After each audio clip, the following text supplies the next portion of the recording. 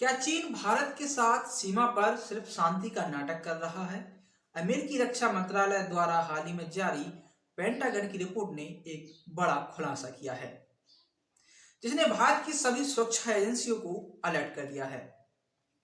इस रिपोर्ट में साफ बताया गया है कि चीन ने अरुणाचल प्रदेश को अपनी कोर इंटरेस्ट लिस्ट में शामिल कर लिया है, ठीक वैसे ही जैसे उसने ताइवान को शामिल किया है। आज की इस वीडियो में हम जानेंगे कि पेंटागन की इस 100 पन्ने की रिपोर्ट में भारत के लिए क्या क्या खतरे बताए गए हैं।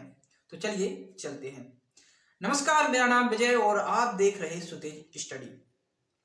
इस रिपोर्ट की सबसे चौंकाने वाली बात यह है कि चीन अब अरुणाचल प्रदेश को अपना कोर इंटरेस्ट मानता है। इसका मतलब यह है कि चीन अब इस क्षेत्र पर अपना दावा छोड़ने के लिए कभी तैयार नहीं होगा और वह जरूरत पड़ने पर भी अपनी सैन्य शक्तियों का इस्तेमाल कर सकता है। विशेषज्ञों का मानना है कि चीन है जो अरुणाचल प्रदेश को ताइवान और दक्षिण चीन सागर के जैसे ही प्राथमिकता दे रहा है।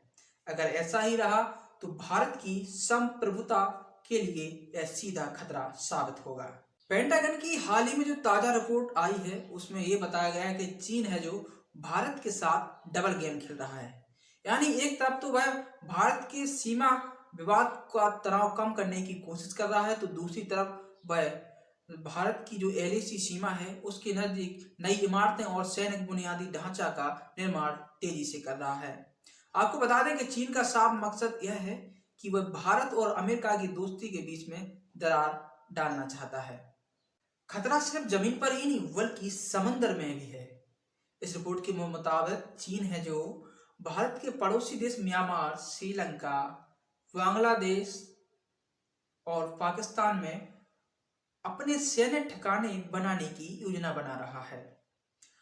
और अभी चीन ने पाकिस्तान को 36 J-10C लड़ाकू विमान दिए हैं जो दक्षिण एशिया में हवाई शक्ति का संतुलन बिगाड़ सकते हैं। इसके अलावा वह हिंद महासागर में अपनी पकड़ मजबूत रखने के लिए एक लॉजिस्टिक नेटवर्क का निर्माण कर रहा है।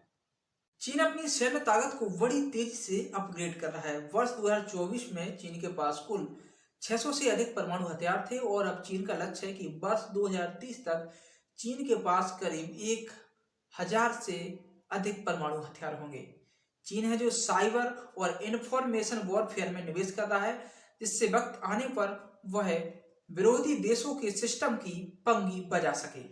तो दोस्तों, पेंटागन की रिपोर्ट साफ करती है कि भारत को चीन की बातों पर नजर रखने की जरूरत नहीं है, बल्कि उसके एक्शन पर नजर रखने की जरूरत है। हालांकि भारत की जो सैन्य क्षमता है जैसे AMCA और S-400 को भारत है जो आधुनिक बना रहा है, लेकिन चुनौती भी बहुत बड़ी है। आपको क्या लगता है कि भारत के साथ चीन है जो कभी ईमानदारी से दोस्ती करेगा या नहीं? आप अपनी राय कमेंट में जरूर दें और ऐसे ही है जो अपडेट पाने के लिए हमारे चैनल सुतेज स्टडी को सब्सक्राइब अवश्य करें। जय हिंद, जय भारत।